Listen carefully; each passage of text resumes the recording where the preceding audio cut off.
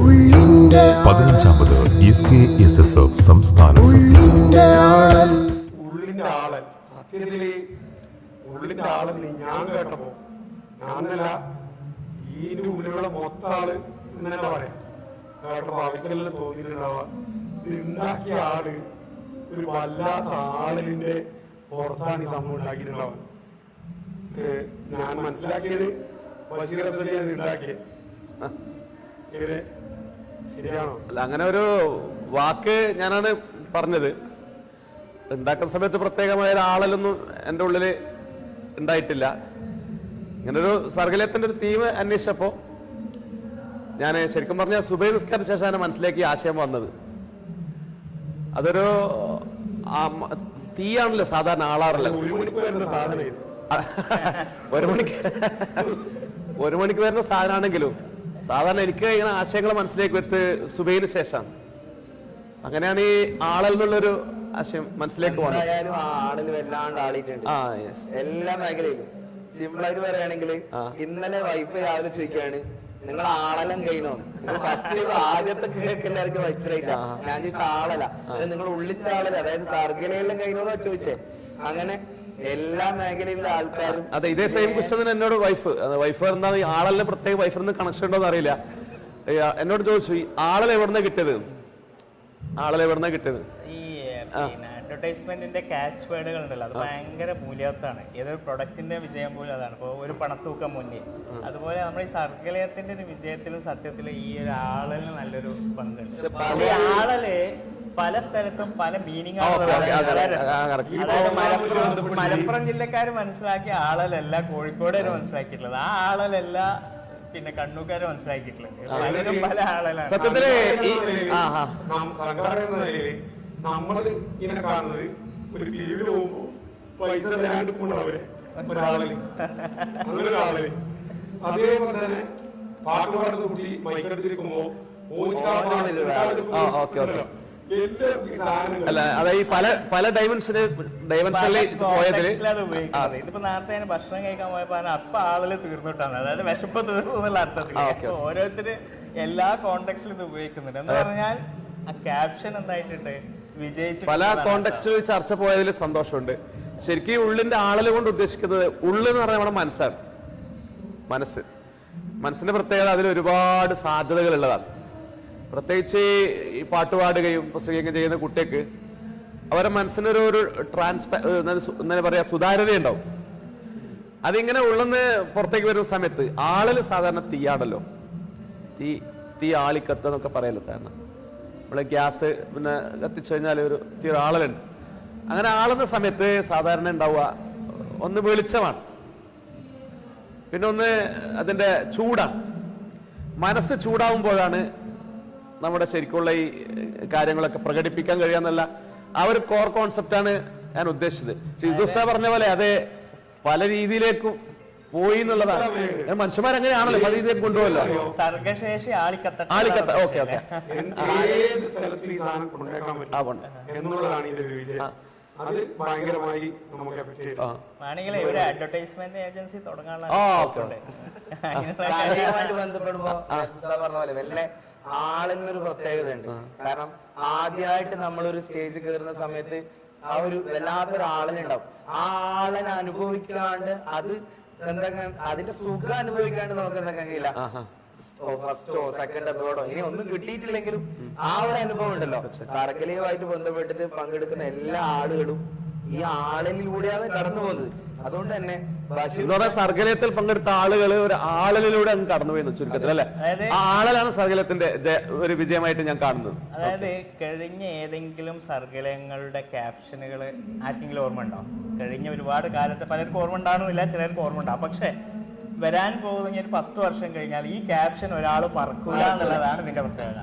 അത് ഏത് സർഗലയത്തിലാന്ന് ചോദിക്കുക, അത് ആളിയ സർഗലയത്തിലാന്ന് പറയും. അപ്പൊ ആ രീതിയിലോട്ട് കാര്യങ്ങൾ മാറുന്ന കാര്യത്തിൽ ഒരു കാച്ചിങ് വേർഡായി മാറിയിട്ടുണ്ടെന്നുള്ള കണ്ണൂര് വരാൻ സാധ്യതയുണ്ട്. കണ്ണൂരായതുകൊണ്ട് സത്യം പറഞ്ഞാൽ ഞാനിങ്ങനെ ഒരു നിർദ്ദേശം കൊടുക്കുമ്പോ എന്റെ ഉള്ളിൽ ഇങ്ങനെ ഈ രീതിയിൽ ആളൊന്നോ അല്ലെങ്കിൽ ആളാതിരിക്കുന്നൊന്നും ഉണ്ടായിട്ടില്ല. പിന്നെ അങ്ങ് ചർച്ചയായി പിന്നെ കണ്ണൂർ ജില്ലയിലെ മിക്കവാറും ക്യാപ്ഷനുകളുടെയൊക്കെ അതെ. ഒരു ഉടമ അല്ല അങ്ങനെ പറയാൻ പറ്റുന്ന മാത്രമല്ല സെക്രട്ടേറിയറ്റിൽ നമ്മൾ എന്തെങ്കിലുമൊക്കെ ഇസൂസെ പറഞ്ഞ പോലെ ഈ ആളിൽ കണ്ണൂർ ഓക്കെ അഹമഹമികയ. അതിന് മുമ്പ് ഞാൻ ജില്ലാ പ്രസിഡന്റ് ആയ സമയത്ത് ഒരു 6 മാസത്തെ കലണ്ടർ പ്ലാൻ ചെയ്യും. ഓരോ പ്രോഗ്രാമിന് ഓരോ പേരിട്ടിട്ടാണ് കൊടുക്കാറുള്ളത്. അതിൽപ്പെട്ടതാണ് ഈ അഹമഹമികയ. അതേപോലെ തന്നെ ഒരുപാട് പേരുകൾ. എന്നെ കുറെ കാലം എന്നെ കുറച്ച് കുട്ടികൾ അഹമഹമികയ വരുന്നത് പറയാറുണ്ട്. അഹമഹമികയ ഒന്നാ വാക്കിന്റെ ഒരു താളാത്മകത ഓരോ പ്രോഗ്രാമിനും കണ്ടന്റിന് അല്ലെങ്കിൽ ക്യാപ്ഷന് വലിയ പവർ ഉണ്ട് എന്നുള്ളത് തീർച്ചയായിട്ടും ഈ ഒരു അല്ല അതുകൊണ്ടാണല്ലോ ലക്ഷക്കണക്കിന് ഉറുപ്പിയാണ് ഒരു പ്രൊഡക്റ്റിന് ആളുകൾ ഈ ഒരു ക്യാപ്ഷന് വേണ്ടിയിട്ട് ചെലവഴിക്കുന്നത്. ഈ അഡ്വർടൈസ്മെന്റ് ഏജൻസി എന്ന് പറയുന്നത് തന്നെയാണ് ഇതാണ്. കാരണം അവരിയ്ക്കുന്നത് തന്നെ ഈ ഒരു നല്ലൊരു വാക്കിന് വേണ്ടിയാണ്. അതിനാണ് ന്യൂസ് പേപ്പറുകളില് പത്രങ്ങളിലൊക്കെ പിറ്റേ ദിവസം വരുന്ന ഹെഡിങ്ങുകളൊക്കെ ഇതിന്റെ ഭാഗമാണ്. അതെ, നമ്മൾ ഈ വേൾഡ് മാർക്കറ്റിംഗ് തിയറിയിൽ ഒരു സാധനം പറയുന്നുണ്ട്. ഒരു പ്രൊഡക്റ്റ് അല്ലെങ്കിൽ ഒരു പ്രൊജക്ട് സെല് ചെയ്യുന്നതിന്റെ 35% മാത്രം അതിന്റെ ക്വാളിറ്റി നോക്കുക എന്നുള്ളത്. ബാക്കി 65% അത് ഹൗ വി പ്രസന്റ് ഇറ്റ്. ഈ സർഗലയത്തെ നമ്മൾ എങ്ങനെ പ്രസന്റ് ചെയ്യുന്നു. അതിന്റെ ഫസ്റ്റ് ഇതന്നെ എന്തായിട്ടുണ്ട്, ഫസ്റ്റ് പോസ്റ്റർ പോകുമ്പോൾ ഉള്ളിന്റെ ആള് എല്ലാരും ഇത് എന്താണ് സംഭവം എന്ന് മനസ്സിലാണ്ട് ആളിക്കാൻ നോക്കിയത്. നിഷാദ് പക്ഷെ പറഞ്ഞ പോലെ അത് നേരത്തെ തന്നെ എല്ലാരും അത് ഏറ്റെടുത്തിട്ടുണ്ടെന്നാണ് എനിക്ക് തോന്നുന്നത്. അത്യാവശ്യം നന്നായി ആളി തുടങ്ങി. ഞാൻ ഉദ്ദേശിച്ചത് വേറെ ആളുകളാണ്. ഈ ഒരു വിജയകരമായ ഉള്ളിന്റെ ആളലിന്റെ ഉടമക്ക് ഇപ്പോഴും എന്ത് തോന്നുന്നു? അല്ല, ഞാൻ ഇതിനെ പിന്നെ ഈ രീതിയിലുള്ള പോസിറ്റീവായ വ്യാഖ്യാനം മാത്രമേ ഉണ്ടാവുന്ന വിചാരിച്ചത്. അത് വിശപ്പിന്റെ ആളലോ അല്ലെങ്കിൽ ഒരു പ്രോഗ്രാം നടക്കുമ്പോ പിന്നെ സാമ്പത്തികമായി ബുദ്ധിമുട്ടുണ്ടാകുന്ന സമയത്ത് ഉണ്ടാവുന്ന ആളലോ അങ്ങനെയുള്ള ആളലിനെ ഉദ്ദേശിച്ചിട്ടേ ഇല്ല. മനസ്സിന്റെ തെളിച്ചം, അതിന്റെ വെളിച്ചം, അതിന്റെ വൈകായി വരുന്ന എല്ലാ ഉള്ളിന്റെ ആളുകളെയും മാറ്റി എന്താണോ ബഷീർ സദി ആഗ്രഹിച്ച ഒരു ഉള്ളിന്റെ ആളൽ. അല്ല, ഇത് ശരിക്കും കൃത്യമായിട്ട് പറയാൻ പറ്റുന്ന സാധനമാണ്. സ്റ്റേജ് സർഗലയത്തിന്റെ സംഘാടകൻ എന്ന നിലയിൽ ബഷീർ ഉസ്താദിന്റെ കൂടെ ഉണ്ടായ ആളാണ്. ഇതിന്റെ സംഘാടനത്തിലും ഇതിന്റെ പ്രചരണത്തിലെല്ലാം ഞാനറിയാം, രാത്രിയെല്ലാം ഉറങ്ങാതെ ഒരുപാട് ദിവസങ്ങൾ അറിഞ്ഞപ്പോ ബഷീർ ഉസ്താദ് നമ്മുടെ കൂടെ ഉണ്ടായിരുന്നത്. ഒരു സംഘാടകന്റെ ഉള്ളിന്റെ ആളുകൾ കൃത്യമായിട്ട് മനസ്സിലാക്കിയ ആളാണ് സർഗലയുമായിട്ട്. അപ്പൊ സംഘാടകർക്ക് ഒരു സർഗലയം സംഘടിപ്പിക്കുന്ന സമയത്ത് ഉണ്ടാകുന്ന ഒരു ആളുണ്ടല്ലോ, അത് ഉസ്താദ് അറിഞ്ഞിട്ടുണ്ടാവും. അതിനെ കുറിച്ചിട്ട് അപ്പൊ ഇത് സാധാരണയായി നമ്മളെ ഈ പ്രോഗ്രാമിന്റെ ഒന്ന് സംഘാടനം, മറ്റൊന്നതിന്റെ ഫിനാൻഷ്യൽ പാർട്ടാണ്. സംഘടിപ്പിക്കുന്നു അതിന്റെ വിവിധങ്ങളായ കാര്യങ്ങൾ, ഫിനാൻഷ്യൽ പാർട്ടും. ഈ ഫിനാൻഷ്യൽ പാർട്ടിലാണ് തോന്നുന്നു പിന്നെ മാഷ് പറഞ്ഞ പോലെ ഒരു ഉള്ളിലൊരു ആളായിട്ട് തോന്നുന്നത്. ഉദാഹരണം, നമ്മളൊരു മനസ്സിൽ കുറച്ച് ആൾക്കാരെ ഇന്ന ആൾ ഇത്ര പൈസ തരുന്ന ധാരണയിൽ പോകും. അവിടെ പോകുമ്പോ കിട്ടാതിരിക്കുമ്പോൾ നമ്മുടെ ഉള്ളിലുണ്ടാകുന്ന ഒരു അസ്വസ്ഥതക്കും ഈ ആളെന്നുള്ള പേര് ഇതിന്റെ വൈകായി കിടക്കുന്ന ഒരുപാട് ഭാഗങ്ങളുണ്ട്. അത് നെഗറ്റീവ് ആകാം, പോസിറ്റീവ് ആകാം. എല്ലാ നെഗറ്റീവിനെയും മാറ്റി നിർത്തി പോസിറ്റീവ് ആംഗിൾ മാത്രം നമ്മുടെ മുന്നിലേക്ക് വരുന്ന ഒരു ഉള്ളിന്റെ ആളലാകട്ടെ ഇതെന്ന് ആശംസിക്കുന്നു. തീർച്ചയായും ഇങ്ങനെ അവസാനിപ്പിക്കാം. നമ്മളെ എല്ലാവരുടെയും ഉള്ള ആളാൻ വേണ്ടി ഇങ്ങനെ വെമ്പൽ കൊണ്ട് നിൽക്കുന്നുണ്ട്. ആ ഒരു വെമ്പലായി മാറട്ടെ നമ്മുടെ ഈ പ്രാവശ്യത്തെ സർഗലയം. തീർച്ചയായിട്ടും നമ്മൾ അതിന്റെ ആലോചനയിലാണ്. ഇത് നമ്മള് മറ്റൊരു വലിയൊരു ആളായി മാറും എന്നുള്ള ഏറ്റവും സംശയമില്ല. അല്ല, ദേശീയ സർഗലയത്തിൽ നമ്മൾ ഈ ഉള്ളിന്റെ ആളല് ഇംഗ്ലീഷിലേക്ക് കൺവേർട്ട് ചെയ്താല് അത് ഏത് രീതിയിലാണ് വരാൻ സാധ്യത? അതിനെ പറ്റിയിട്ട് ആലോചിച്ചിട്ടില്ല. ഈ ദേശീയ തലത്തിലെ അസ്ലം ഫൈസി ഇവിടെ ഇരിക്കുന്നത് കൊണ്ടാണ് പറയുന്നത്. ദേശീയ തലത്തിലെല്ലാം നമ്മളൊരു സംഘടനാ പ്രവർത്തനം ഇവിടെ നിന്നിട്ട് ഹോസ്റ്റ് ചെയ്യാൻ ഭയങ്കര, ഞാൻ കൽക്കട്ട സമ്മേളനത്തിൽ കണ്ടതാണ്. ശരിക്കും പറഞ്ഞാല് ഭയങ്കര ആളുകളുണ്ടാവും.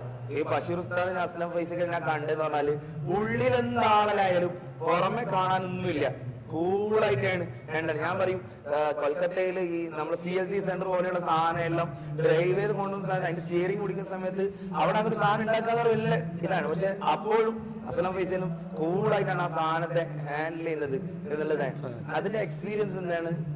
അല്ലാതെ നമ്മള് സത്യത്തില് ഈ CLC-യും സർഗലയും തമ്മിൽ ബന്ധമുണ്ട്. അതതിന്റെ ഏറ്റവും വലിയ രസം.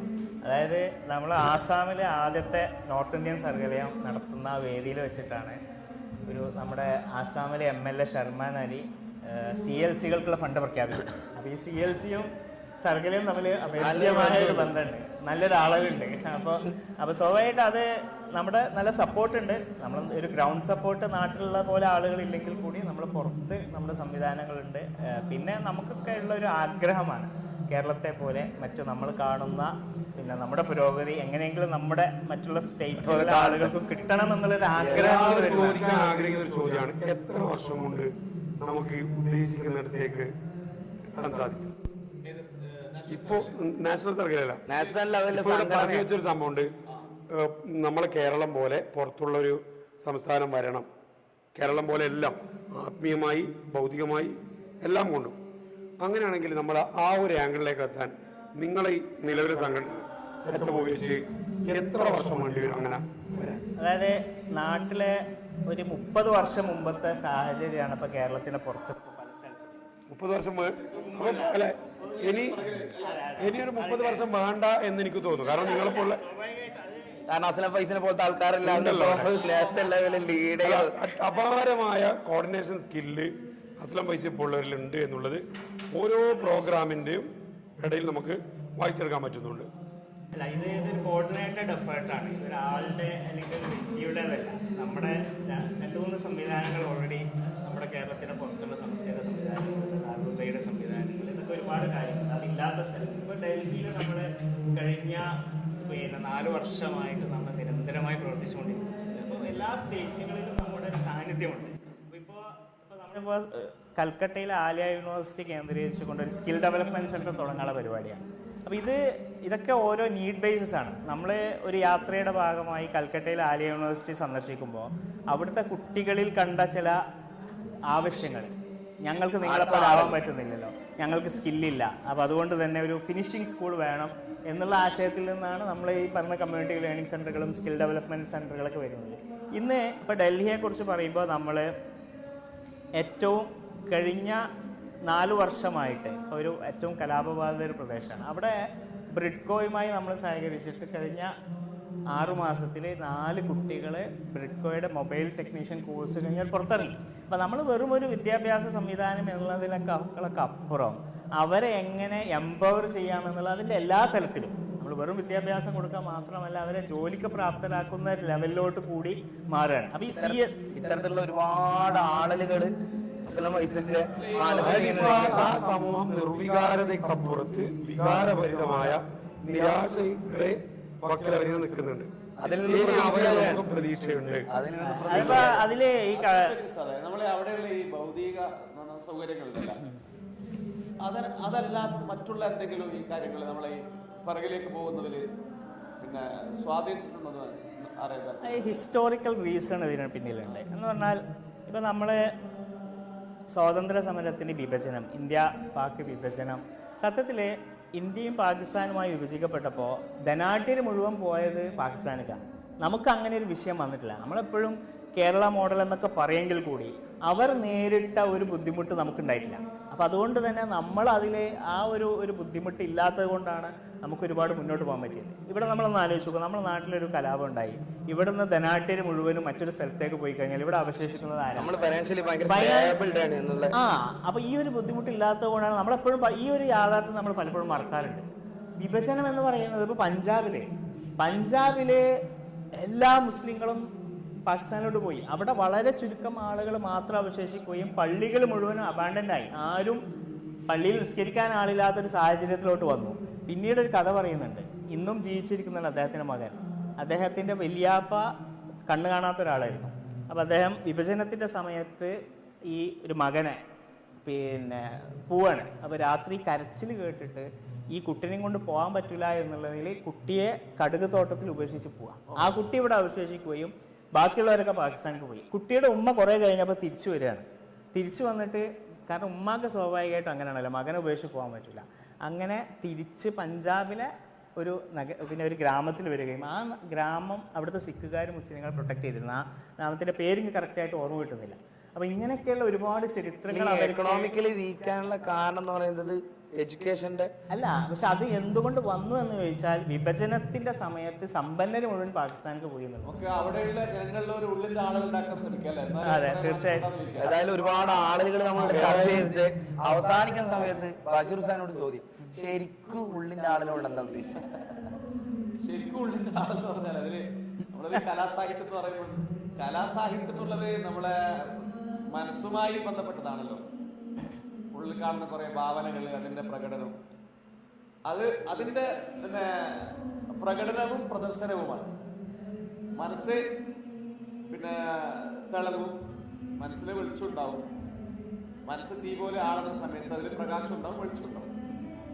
അതാണ് ഇതിന്റെ ഉദ്ദേശം. ഉള്ളിലുള്ള സർഗാത്മകത, ക്രിയേറ്റിവിറ്റി പുറത്തേക്ക് ഇങ്ങനെ ജ്വലിക്കുമ്പോൾ ഉണ്ടാകുന്ന വെളിച്ചവും, അതിനപ്പുറം വേറെ സാമ്പത്തികമായി ബുദ്ധിമുട്ടുണ്ടാകുന്ന സമയത്ത് ഉണ്ടാകുന്ന മനസ്സിന്റെ പ്രയാസമല്ല ഇതുകൊണ്ട് ഉദ്ദേശിക്കുന്നത്. ആ രീതിയിലൊക്കെ വ്യാഖ്യാനിക്കാം. ഏതായാലും ആ ഒരു ഉള്ളിന്റെ ആളിൽ പോസിറ്റീവായി ഇനിയും മുന്നോട്ട് പോകട്ടെ. ഒരിക്കലും തകരാൻ പറ്റാത്ത ഈ കലയുടെ മാസ്മരികതയ്ക്ക് മുമ്പിൽ നമുക്ക് അടയാളപ്പെടുത്തുന്ന സർഗലയത്തിൽ ഇനിയും ഒരുപാട് കാലം ഉള്ളിന്റെ ആളലുകളും അതിനേക്കാൾ മുകളിൽ ആളലുകളും എന്തൊക്കെയുണ്ടോ എല്ലാ വിഭവങ്ങളും ഉപയോഗപ്പെടുത്താൻ നമുക്ക് സാധിക്കട്ടെ എന്ന് പ്രാർത്ഥിച്ചുകൊണ്ട് എല്ലാവർക്കും